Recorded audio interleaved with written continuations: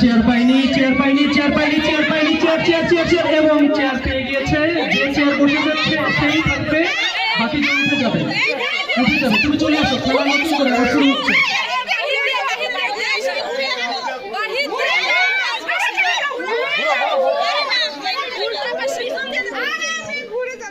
আমি আমাদের শিক্ষিকাদের দৃষ্টি আকর্ষণ করছি, আপনারা একটু সাইডে চলে আসেন। আপনারা সকল